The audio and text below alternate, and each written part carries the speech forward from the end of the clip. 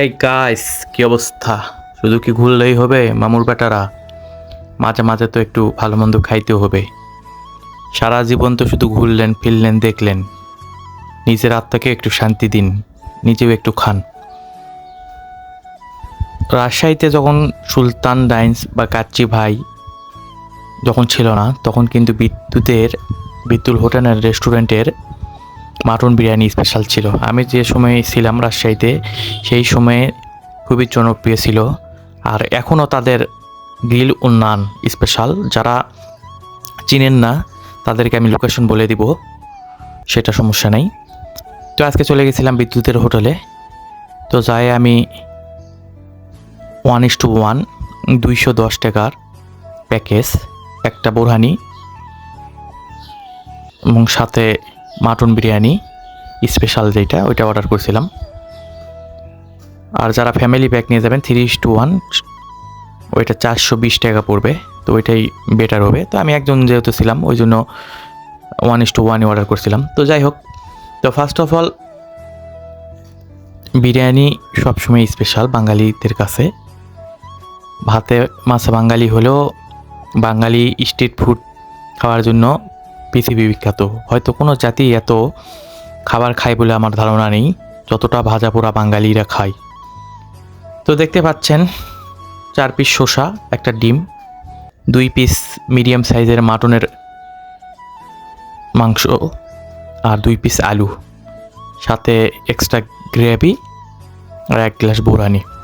বোরহানির টেস্টটা যথেষ্ট ভালো ছিল, কিন্তু একটু টক ছিল। যারা টক লাভার তাদের জন্য ভালো লাগবে। আর যেহেতু বিরিয়ানিটা ঝাল ঝাল, যারা এক্সট্রা ঝাল খেতে চান তারা অবশ্যই গ্রেভি অ্যাড করে নেবেন। আর যারা একটু কম ঝাল খান তারা গ্রেভি বাদেই খাবেন।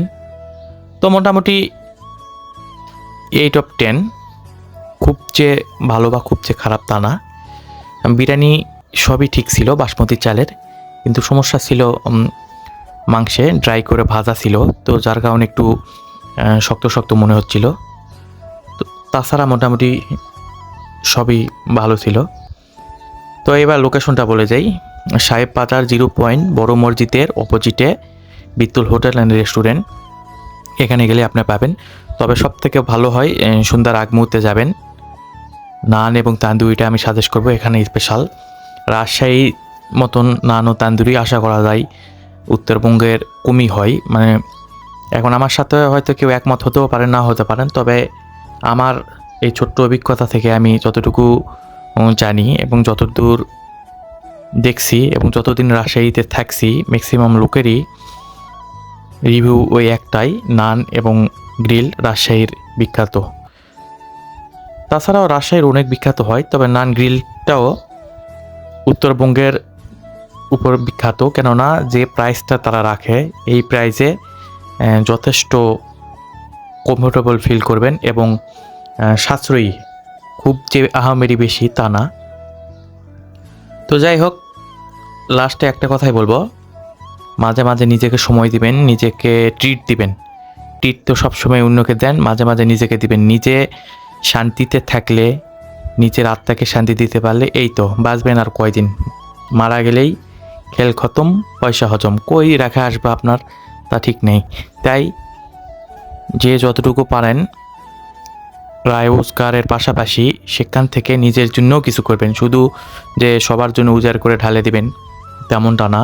আপনি আপনার নিজের জন্য কিছুটা রাখবেন, নিজের জন্য কিছুটা করবেন এবং মাঝে মাঝে নিজেকে ট্রিট দিবেন।